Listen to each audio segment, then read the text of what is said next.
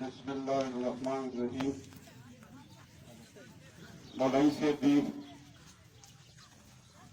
هر دغه شانتې موقع باندې ډېرې خبرې کوي، موږ ورته ناست و اورو. بعضې موقع داسې هم راځي چې د محشر په ورځ به هغه سوچونو نه، هغه فکرونو نه او د هغه خلکو نه یو خدای تپوس کوي چې تا دا ټوله واقعه درته پته وه، د دې نه ته خبر وې او بیا دې هم قوم او ولس ته حقیقت وویلې، خبرې دې ته راواچولې. نو باید د زما دا عادت خو نه دی، خو د دې ملګري ما باندې یو حق سازېږي، د دې ګونګو قومونو ولس په ما یو حق سازېږي، د دې انقلابي خاورو په ما باندې یو حق سازېږي، د زیرولا د ماشومانو کومه اوښکه چې راتویږي ما نه یو تپوس کوي، د زیرولا د کور ودانې چې هغه هېڅ نشي کولی، هېڅ نشي ویلی، د هغې اسویلي ما نه یو تپوس کوي، او هغه دا چې تا دا هر څه اورېدل، دا هر څه دې ولیدل، دا د دوه ورځو نه چې په اخبارونو کې کم خبرونه راځي دا تا ولوستل. د زیرولا د ګرفتارۍ نه ته خبر وې، زیرولا د کوم ځای حوالات ته یوړلی شو، او بیا دې بربنډ حکومت، بیا دې ظالم حکومت، هغه دې بې شرمه حکمرانانو چې نن قوم او ولس او ټولې دنیا ته د هغه شکل ښکاره کړ چې د ده سره خودکش جاکټې وي، دی د افغانستان نه راته لعنت شه او په تاسو شه شرمېدلو حکمرانانو. تاسو که کروڑ پیرو په میډیا کې په اخبار کې د زیرولا باره کې هر څه ولیکئ، هر څه ووایئ، خو دا ګونګ قوم چې ژبه یې نشته، خبره نشي کولی، دا ښه ورور ولس چې په یو لاره باندې نه دی، ګینې د ده یو ملګری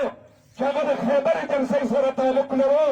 نن هم خیبر ایجنسۍ او د افغانستان ټول سړکونه بند دي او هغه لاش یې پیښی دی او د حکومت ته تپوس کوي چې دا خو تا ګرفتار کړی، دا خو تا په کیمپ کې بند کړی و،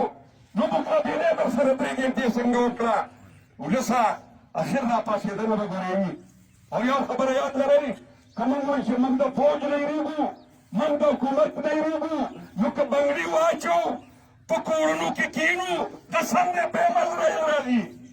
بیا هم نه پرېږدي. نو کله به موږ رښتیا خبره کوو، کله به موږ د دې ولس په ژبه د دې ولس نمایندګي کوو. موږ نن دا اعلان ووایو چې زیرولا دهشتګرد نه و، یو مزدور و، زیرولا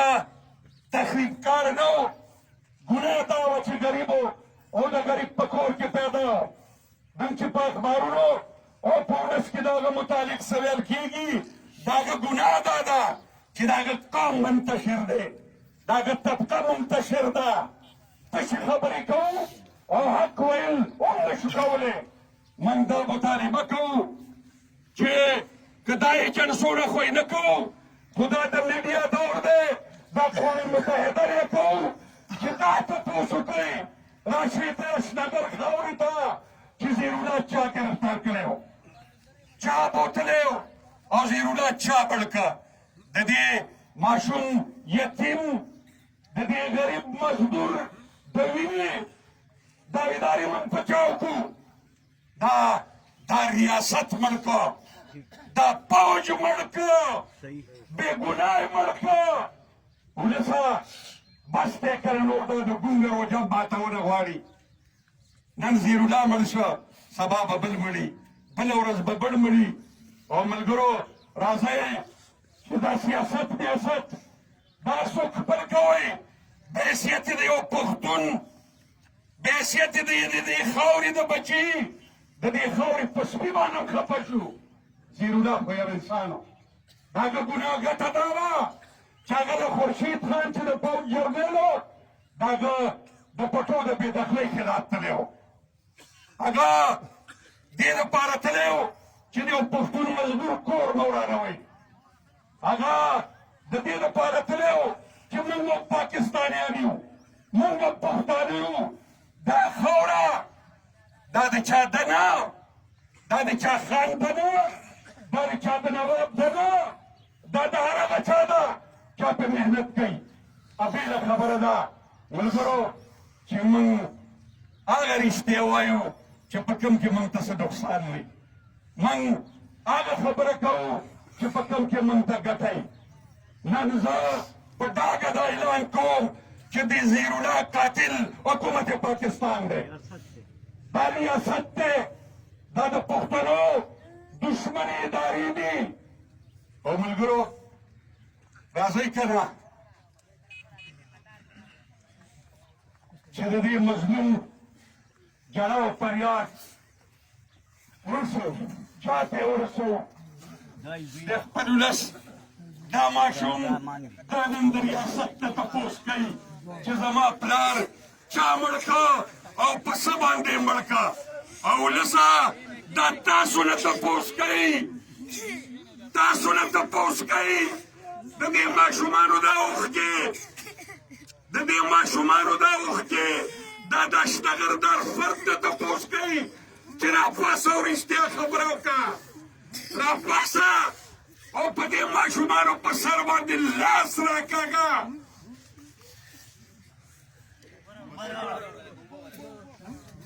او ملګرو په ورځ د محشر به ما او تا نه هم تپوس کېږي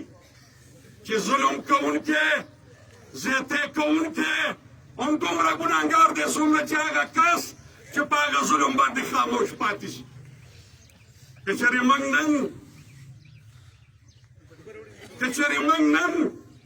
دا تپوسونه کوو، دا رښتیا ونه وایو، نو سهارلا د دې ماشومانو په شان نور ماشومان به مو ژړېږي. قسم په خدای چې نه پرېږدي جوړۍ راله. راځئ چې د ظهیرالله تپوس وکړو، راځئ چې د دې ریاست نه تپوس وکړو، راځئ چې د هغه ادارو نه تپوس وکړو چې په نیمه شپه د دې ماشومانو پلار پاسو او ګرفتار یې کړ. او نن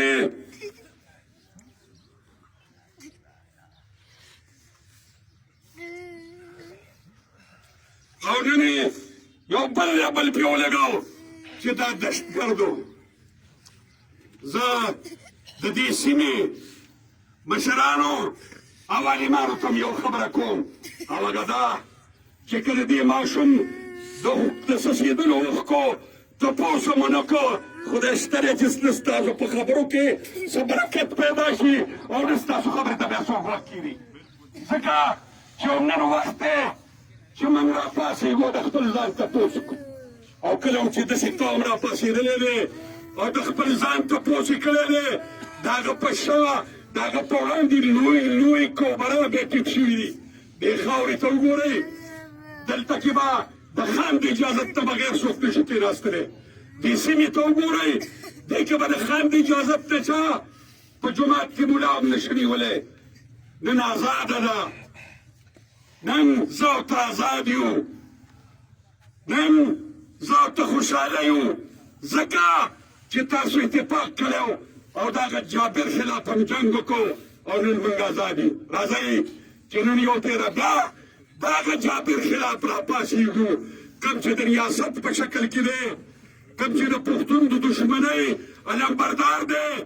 کوم چې ما ګرفتار کړي او بیا به په سړک باندې وارتئ وایي دا دهشتګرد دی. راځئ چې د هغه نه تپوس وکړو.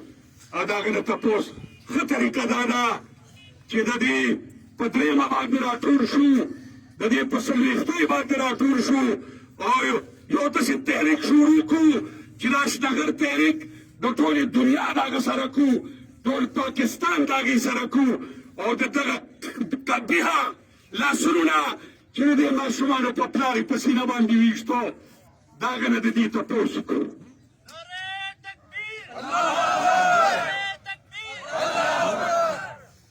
ملګرو زما اخري تجویز دا دی، زما ډېر تقریر موټ کې نه یم، خو ما بېګا د ملاستې نه وړاندې یو فیصله کړې وه، هغه دا چې د ظهیرالله په ما باندې یو قرض دی، هغه دا چې زه به په دې جنازه کې رښتیا وایم. زه به په جنازه کې د دې ماشومانو د قاتلانو نشاندهي کوم، ما خپل فرض پوره کړه. اوس تاسو ته وایم چې قوم راپاڅېږئ کومه ورځ تاسو خوښوئ او زه خاموش به ستاسو سپی زه به ستاسو خدمتګار یم او کم از کم یو داسې تحریک چلوو چې دغه خلکو نه د زیرالله تپوس وکړو که په دې وطن کې دې دلته نه کېږي پېښور کې کېږو اسلام آباد کې کېږو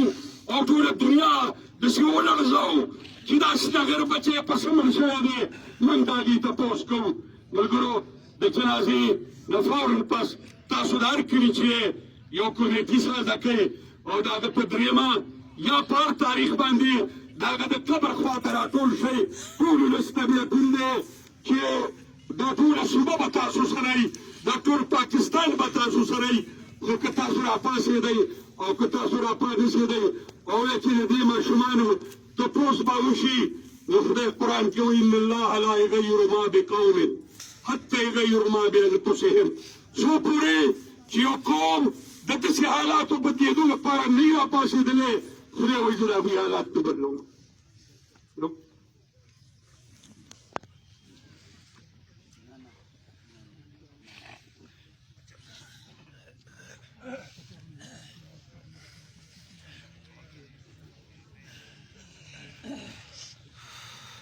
نو ملګرو وخت هم کم دی د جنازې ټیم دی اخر کې صرف دومره وایم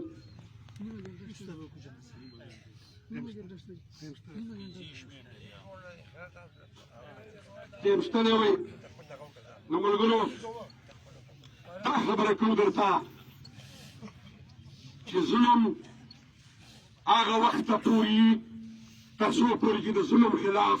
ولس نه وي راپاڅېدلی زیاتي تر هغه وخته پورې تر څو پورې چې په زیاتي باندې ولس پوه نه وي دلته ظلم هم انتها ته رسېدلی دی دلته زیاتی هم انتها ته رسېدلی دی نو باید چې موږ دا فکر وکړو موږ دا سوچ وکړو چې زموږ تپوس دی نور څوک وکړي هغه نور څوک ما ته وژني هغه نور څوک ما ته والله که پرېږدي هغه نور څوک ما ته والله که په عزت کې لیدل غواړي هغه نور څوک زما ستا د دې بچو اوښکې وچول نه غواړي بلکې د هغوی له مزه دا ورکوي چې زما او ستا بچی زه په کور کې زما او ستا خور په کور کې زما او ستا مور دا تل ژړېدلي او خندا هله خوند کوي چې په ګاونډ کې ورسره جړایي ښایسته بچی په محل کې هله ښه ښکاري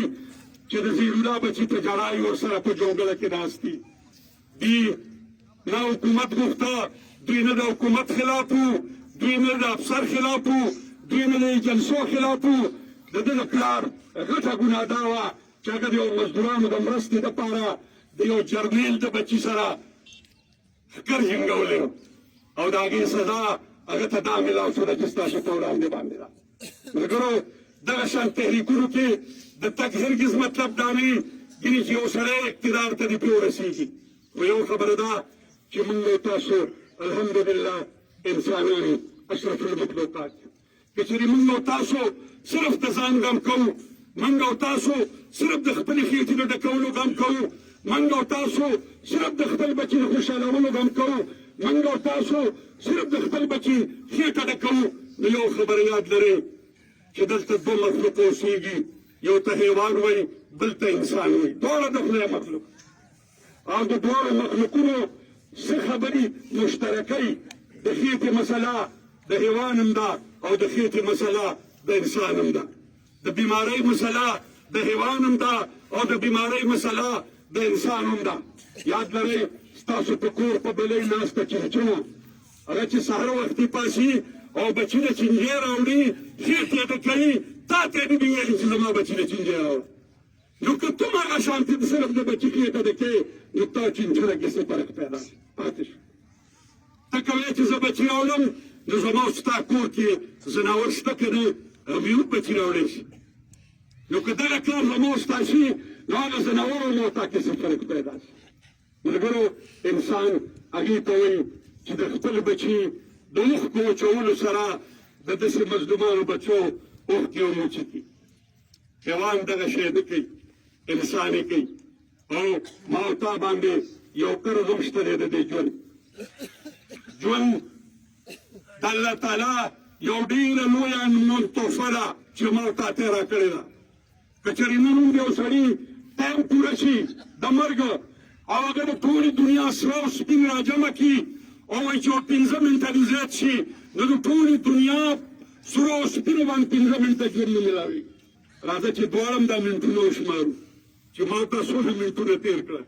راځه چې ما ته دا ګنټې وشمارو چې څو ګنټې مې تېرې کړې. اوس که ته دغه ګنټو کې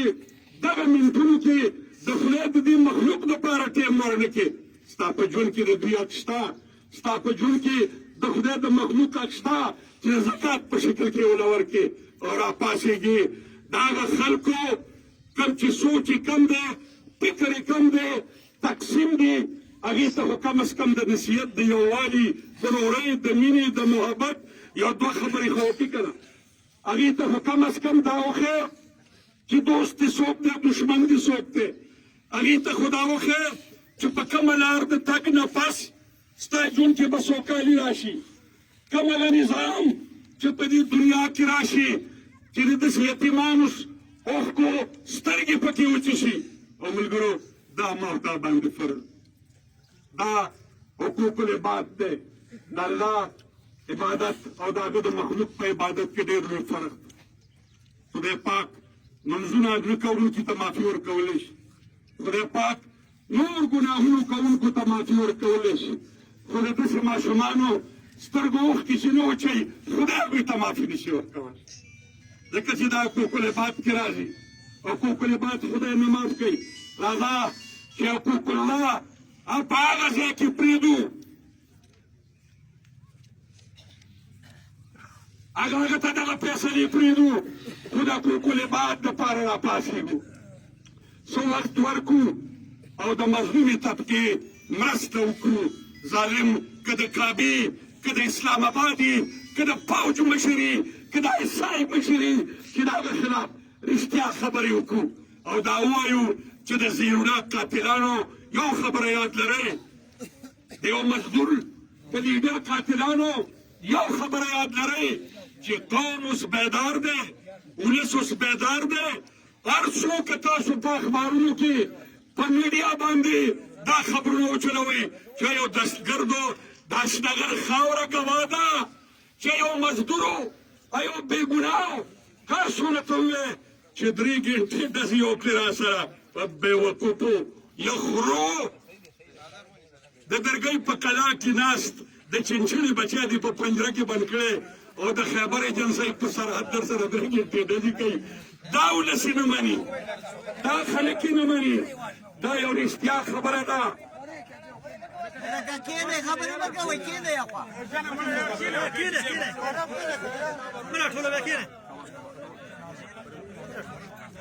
د دې لپاره ملګرو د بیدارۍ ضرورت دی. د دې لپاره د هغه سوچونو سره د تګ ضرورت دی کوم چې په صحیح معنو کې ستاسو نمایندګي کولی شي. د دې لپاره د هغه سوچونو ضرورت دی کوم چې د الیکشن لپاره نه بلکې د دې ولس لپاره هلې ځلې کوي. د دې لپاره د هغه خلکو سره د تګ ضرورت دی کوم چې د ځان لپاره نه د دې ماشوم د اوښ د سترګو د اوښکولو لپاره تاسو ته لګیا دي. ملګرو راپاڅو به او د دې ظلم د دې جبر ابتدا دا نه ده. د دې نه وړاندې ډېر د زیرونه په شان